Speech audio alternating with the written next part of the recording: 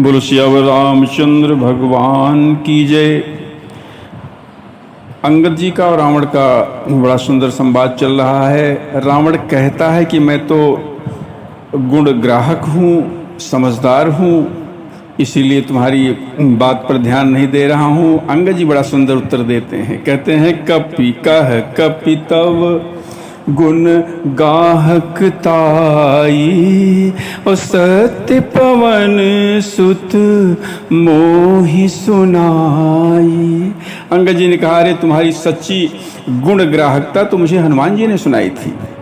क्या कि बन विधंसी सुत बधिपुर जारा, और तदपि न तेहि कछु कृत अपकारा।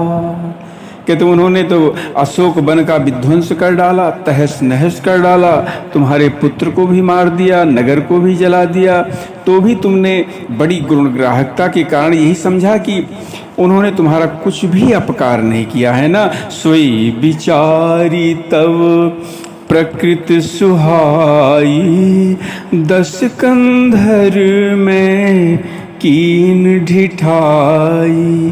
कहते यही तुम्हारा बड़ा सुंदर स्वभाव विचार कर हे दशग्रीव, मैं भी कुछ धृष्टता की है।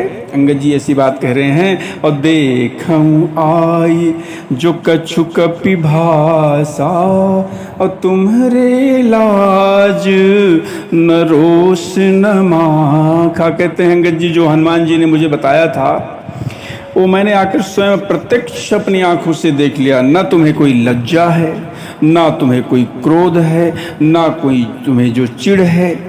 इस तरह की बात कहते हैं अंगद जी रावण को सुना रहे हैं। तो रावण कहते बड़ा खींच जाता है।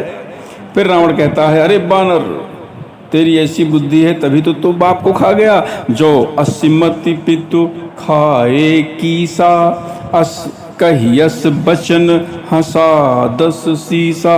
रावण कहता है कि अरे बानर, ऐसी बुद्धि है तभी तो बाप के खा गया। ऐसा कह के कहते रावण हंसा, जोर से हंसा। तब अंगद जी कहते हैं कि पित ही खाई खात्यों पुण्य तो ही, अब ही समुझी परा कछु मोही। अंगद जी कहते हैं हाँ हाँ, मैं अपने पिता को खा गया, तुम्हें भी खा डालता, लेकिन अब मेरी बात कुछ समझ में आई है, अब मैं तुमसे उस बात को कहता हूँ। और अंगद फिर इसके बाद वो बात को कहते हैं। बोले सियावर रामचंद्र भगवान की जय।